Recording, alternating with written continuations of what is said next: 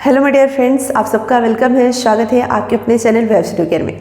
Friends, जैसा कि आप सबको पता है कि हमने एक वीडियो अपलोड करा था जिसमें टीजीटी 9th यानी टीजीटी का जो मार्क्स हैं फाइनल आंसर के आने के बाद अपना मैंने शेयर किया था।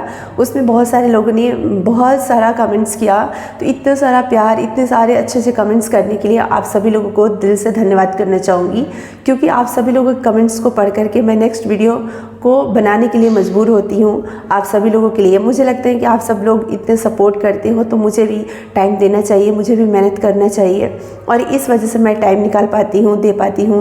और फ्रेंड्स, मैं यही कहना चाहूँगी कि जो भी TRE 4 की प्रिपरेशन कर रहे हैं, तैयारी कर रहे हैं, वो मतलब कि हार्ड वर्क के साथ साथ स्मार्ट वर्क करें, क्योंकि हार्ड वर्क तो ज़रूरी है ही, प्लस आज के टाइम में किसी भी कॉम्पिटिटिव एग्ज़ाम को फेस करने के लिए मुझे लगता है कि स्मार्ट वर्क भी चाहिए। देखो, हमारे पास तो कॉम्पिटिटिव एग्ज़ाम के एक्सपीरियंस बहुत सारे नहीं हैं, क्योंकि मेरा ये फर्स्ट एग्ज़ाम था BPSC TRE 2, इसलिए मेरे पास तो बहुत ज़्यादा एग्ज़ाम का एक्सपीरियंस नहीं है। टीचिंग का है, क्योंकि मैंने टीचिंग करा है, सब्जेक्ट का है, जो भी हमारा सब्जेक्ट है। लेकिन एक होता है ना एग्ज़ाम में एग्ज़ाम देने का, एग्ज़ाम फेस करने का, ये चीज़ नहीं है। लेकिन हाँ, मतलब मैंने आज तक जो भी एग्ज़ाम दिया है, जो भी पेपर दिया, वो क्वालिफाई किया। तो इसलिए मुझे लगता है ना कि स्मार्ट वर्क का भी बहुत ज़्यादा मतलब रोल होता है एग्ज़ाम को क्रैक करने में, क्योंकि बहुत सारे स्टूडेंट्स ऐसे भी होते हैं जो खूब मेहनत करते हैं, खूब पढ़ते हैं। और मैंने ये भी देखा कि फ़र्स्ट टाइम जब मैंने पेपर दिया था तो कम समय में कैसे प्रिपरेशन हुई थी। यानी उस टाइम हमें ये देखना होता है कि हमें क्या पढ़ना है और क्या छोड़ना है, ये बहुत ज़रूरी होता है। क्या हमें छोड़ना है ये भी जानना ज़रूरी है, क्या हमें पढ़ना है इससे, ठीक है। क्योंकि फ्रेंड्स, अगर हम नहीं जानेंगे तो जो नहीं पढ़ना है वो भी अगर हम पढ़ते हैं उसमें भी हमारा टाइम ज़्यादा जाएगा, टाइम हमारा वेस्ट होगा। हमारे पास अगर बहुत कम टाइम है और उस कम टाइम में प्रिपरेशन करना है तो उसके लिए एक हमें रणनीति तैयार करना होगा, स्मार्ट रणनीति तैयार करना होगा और उसको फॉलो करना होगा, उसके ऊपर एक्शन लेना होगा, तभी हम कर पाएंगे। तो ये चीज़ें मैंने खुद करके देखी, खुद के ऊपर लागू करी, क्योंकि कोई भी चीज़ फ्रेंड्स मुझे लगता है कि जब तक खुद के ऊपर लागू ना करो, खुद के ऊपर इम्प्लीमेंट ना करो, तो वो दिल से आवाज़ नहीं आती है किसी को बताने में, ठीक है। तो ये चीज़ें मैंने खुद के ऊपर अपना प्लान मैंने रेडी करा था 25 डेज़ का, ज़्यादा दिन का नहीं, 25 डेज़ के प्लान को स्ट्रिक्टली मैंने फॉलो करा था। और उस वजह से फ्रेंड्स, हमारे जो एग्ज़ाम है ना अच्छे मतलब गए थे, बहुत अच्छे तो मैं नहीं बोल सकती, अच्छे गए थे, जिससे कि सिलेक्शन हो गया। लेकिन इस बार हमने जो बहुत ही कम समय के अंदर मतलब अच्छे तरीके से हमने प्लानिंग करी थी, शॉर्ट नोट्स मैंने तैयार किया था और उसका ऑनली रिवीजन किया था।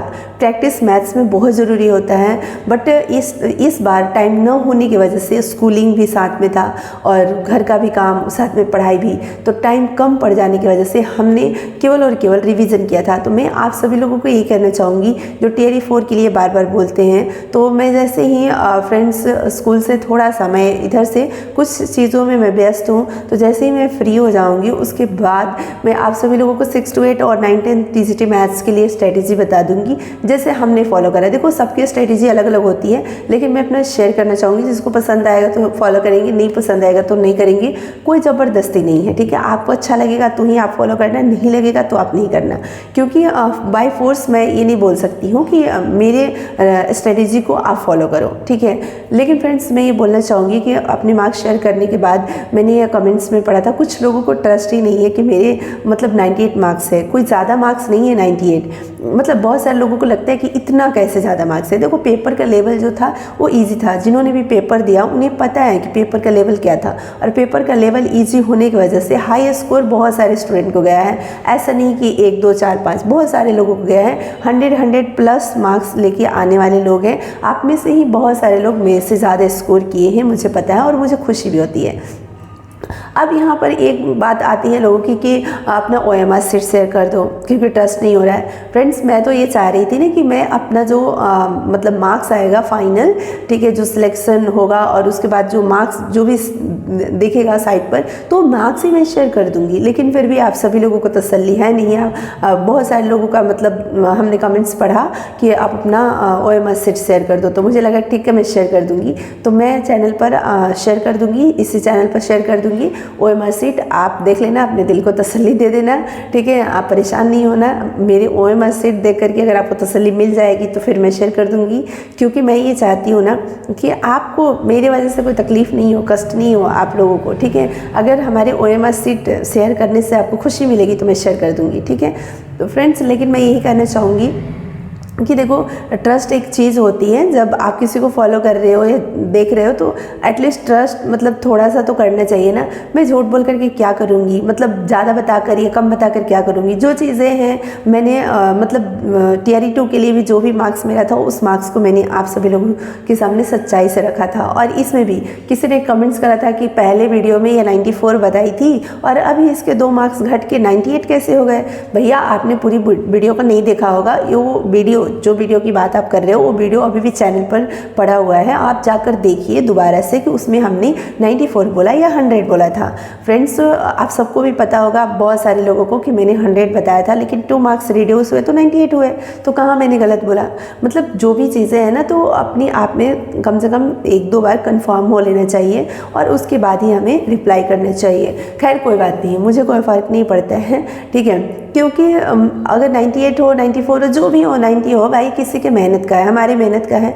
आपने ज़्यादा मेहनत करी तो आप ज़्यादा स्कोर करोगे, जो कम करेंगे वो कम स्कोर करेंगे। सबकी अपनी अपनी मेहनत का फल है, इसलिए उसमें हमें खुश होना चाहिए, सेटिस्फेक्शन होना चाहिए। अगर सिलेक्शन नहीं होता है तो आगे की तैयारी करनी चाहिए।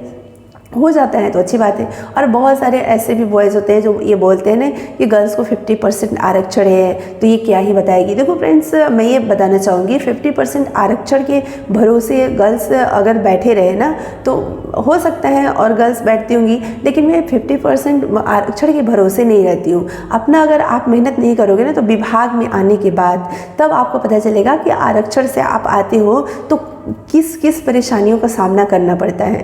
तो फ्रेंड्स, इसलिए मैं पहले भी अपनी वीडियो में बोल चुकी हूँ कि आप पढ़िए, मेहनत कीजिए, अपने नॉलेज को इंक्रीज कीजिए, क्योंकि नॉलेज इज़ पावर, नॉलेज ही हमारा पावर है, ठीक है। आप आरक्षण के बेसिस पे या कोई भी आरक्षण के बेसिस पर अगर जॉब ले लेता है तो आगे चल करके, क्योंकि ये जॉब ऐसा है, टीचिंग है, इसमें ऐसा नहीं, इस जॉब में जो आप पढ़कर आते हो, जो आपका नॉलेज है वो इस्तेमाल होता है, हर दिन काम में आता है, ठीक है। कोई दूसरा जॉब तो है नहीं कि हमने जो भी पढ़ाई करा उसका इस्तेमाल हमारी जॉब में, हमारे प्रोफेशन में नहीं है। तो इसलिए यहाँ पर पढ़ना पड़ता है। अगर कोई आरक्षण के बेसिस पर अगर ले लेता है जॉब तो इतने सारे इंस्पेक्शन होते हैं, उसमें कहीं ना कहीं आप क्वालिटी आपका नहीं दिखेगा या आपका परफॉर्मेंस अच्छा नहीं दिखेगा, तो आपका आगे की जो सैलरी है, इंक्रीमेंट है, वो नहीं हो पाएगा।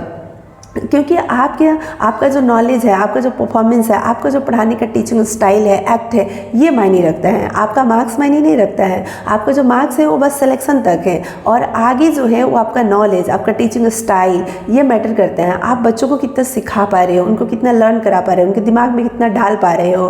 और जब आपके पढ़ाए हुए बच्चे अच्छा परफॉर्म करेंगे तो माना जाएगा कि आप एक बेस्ट टीचर हो, ठीक है। तो टीचर के अंदर एक टीचिंग स्टाइल होता है ना, वो सबके अंदर नहीं होता, वो होनी चाहिए। अब बहुत सारे ऐसे प्रोफेशन है ना जिसकी प्रोफेशन हम लोग करते हैं, और जब वहाँ नहीं क्वालिफाई कर पाते हैं तो चलो टीचिंग में कर लेते हैं। तो फ्रेंड्स, एक ये हो गया। एक होता है कि नहीं, हमें टीचिंग ही करना है। जैसे मेरा टीचिंग पैशन है, मैं स्टार्टिंग से टीचिंग करते आ रही हूँ। टीचिंग के अलावा मैंने किसी करियर को चूज नहीं करा और सोचा भी नहीं। आज तक मैंने किसी एग्जाम का प्रिपरेशन नहीं किया, ना फॉर्म अप्लाई करा, ना एग्जाम दिया।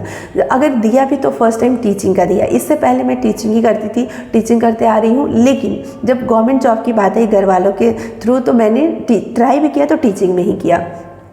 तो हमारे कहने का मतलब, एक टीचिंग स्टाइल और एक मार्क्स, दोनों में अंतर होता है। एक टीचर हो सकता है कि वो ज़्यादा मार्क्स ना ला सके, लेकिन वो बेहतर पढ़ा सके, वो अपनी क्लास को बेहतर तरीके से मैनेज कर सके, अपने बच्चों को अच्छे तरीके से लर्न करा सके, ये हो सकता है उसके अंदर पावर। तो हमारे विद्यालय में इसी चीज़ की ज़रूरत है, ठीक है। केवल मार्क्स से नहीं, केवल हमारे पास नॉलेज हो और उस नॉलेज को लेकर हम क्लास में जाकर उछल दें तो इससे कुछ नहीं होता है। हम उस नॉलेज को कितना ट्रांसफ़र कर पा रहे हैं अपने स्टूडेंट के अंदर, उन तक कितना हम ट्रांसफ़र कर पा रहे हैं, ये मायने रखता है। और ये एक आर्ट है और ये एक कला है जिसकी हमें फ्रेंड्स ट्रेनिंग लेनी होती है, और जो धीरे धीरे एक्सपीरियंस से आता है, एक दिन में नहीं आता है। तो ये तो ज़रूरी है ना इसके अलावा। तो इसलिए हम किसी को मार्क्स के बेसिस पर केवल जज नहीं कर सकते हैं कि बेस्ट टीचर है, ये गुड टीचर है, बैड टीचर है, ठीक है। हम उसके पढ़ाए गए बच्चों के अंदर जो ग्रोथ है, जो डेवलपमेंट है, वो हो रहा है कि नहीं, नहीं, उसके बेसिस पर टीचर का जजमेंट होता है। आज के डेट में आपको पता होगा कि अब जो कॉपियाँ हैं वो एक विद्यालय की कॉपी हर मंथ एग्ज़ाम होता है, 3 से 8 तक की कॉपी दूसरे विद्यालय में जांच होने के लिए जाती है, और जब जांच होगा तो रिज़ल्ट बनेगा। उसके बाद रिज़ल्ट के बेस पे आपका ये मतलब ग्रेडिंग किया जाएगा कि ये टीचर किस ग्रेड में है, ठीक है। तो इस तरीके से तो आप इसे समझ सकते हो कि आरक्षण वाले लोग यहाँ तो पास करके नौकरी ले लेंगे, लेकिन आगे जा कर के फिर उनका प्रमोशन में प्रॉब्लम होगा, सैलरी इंक्रीमेंट में प्रॉब्लम होगा, या आगे जो भी परफॉर्मेंस होता है। और एक क्लास में जब आप कॉन्फिडेंस के साथ, फुल नॉलेज के साथ आप जाते हो, पढ़ाते हो, बच्चों को अच्छे से सिखाते हो, तो आपके अंदर एक फुल कॉन्फिडेंस होता है। और अगर नॉलेज नहीं हो, ठीक है, हमें नौकरी मिल गई, हम गर्ल्स हैं 50% आरक्षण में, और नॉलेज नहीं है, तो हम क्लास में जाकर के कॉन्फिडेंस फील नहीं कर पाएंगे। तो इसलिए हम सबको केवल और केवल नौकरी पाने के लिए नहीं पढ़ना है, आगे भी नौकरी के बाद भी पढ़ना पड़ता है। टीचर को नौकरी के बाद भी पढ़ना होता है। तो फ्रेंड्स, मार्क्स के बेसिस पर किसी को जज मैं नहीं करती हूँ, आप करते हो, ठीक है, वो आपका मतलब व्यू है, वो आपका दृष्टिकोण है, लेकिन मैं तो नहीं करती हूँ। मैं तो ये सोचती हूँ कि जो टीचर है वो कितना बेस्ट बच्चों को दे पा रहे हैं, ठीक है। चलिए, खैर अपनी अपनी थिंकिंग है और सबकी अलग अलग थिंकिंग होती है, एक तो हो नहीं सकती है ना सबकी। मैं अगर चाहूँ भी तो एक नहीं हो सकती है। बट आप सभी लोगों को दिल से धन्यवाद करना चाहूँगी। एटलीस्ट आप सभी लोग मतलब कि मेरा सपोर्ट करते हो, चाहे जैसे भी करते हो, तो इसके लिए आप सभी लोगों को तहे दिल से शुक्रिया अदा करना चाहूँगी।